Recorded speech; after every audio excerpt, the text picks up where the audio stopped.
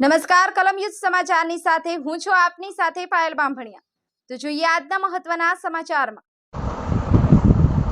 કોંગ્રેસ દેશના નાગરિકોનું અપમાન કરતી આવી છે। કોંગ્રેસના સલાહકાર રહેલા સામ પિત્રોડા જે નિવેદન કર્યું છે તે ભાગલા પાડવા જેવું છે। રંગના કારણે પ્રદેશના ભાગલા પાડ્યા છે, દેશમાં ભાગલા પડે તેવા બદ ઇરાદા સાથે નિવેદન કર્યું છે। કોંગ્રેસની નીતિ છે ભાગલા પાડો અને રાજ કરો। આ નિવેદનના કારણે સૌની લાગણી દુભાઈ છે। બીજેપીના નેતાને ઉતારી પાડવાનો પ્રયત્ન કોંગ્રેસના નેતાઓએ કર્યો છે। ચાવાળો ચોકીદાર ચોર એમ કહી ઉતારી પાડે છે। આ દેશના લોકો વિચારશીલ છે। કોંગ્રેસ પ્રત્યે દ્વેષની ભાવના લોકોમાં વધી છે। આવા કોઈ પણ પ્રયત્ન સાખી લેવામાં આવશે નહીં। કોંગ્રેસનો મલિન ઇરાદો સામે આવ્યો છે। આને લઈને સુરત શહેરના ખાતે ભારતીય જનતા પાર્ટી દ્વારા પ્રદર્શન કરવામાં આવ્યું હતું। પ્રદર્શન પછી પોલીસે કાર્યકર્તાઓની ધરપકડ કરી। બ્યુરો રિપોર્ટ, કલમ યુદ્ધ સમાચાર, સુરત।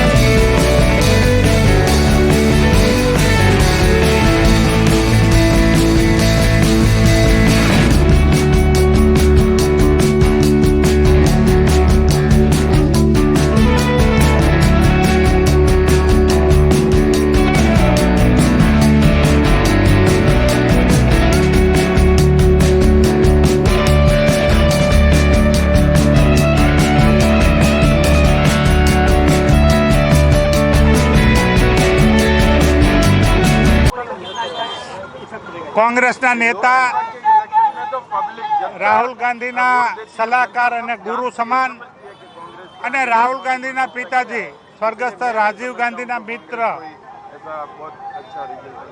હંમેશા કોંગ્રેસની નીતિ રીતિ નક્કી કરવામાં એમનો મુખ્ય રોલ રહ્યો છે એવા ઓવરસીઝ કોંગ્રેસના અધ્યક્ષ સામ પિત્રોડા દ્વારા જે આ દેશને 4 ભાગમાં વહેંચવાની અને એ પણ રંગના આધારે વહેંચવાની જે વાત કરી છે એને અમે સખત શબ્દોમાં વખોડી કાઢીએ છીએ।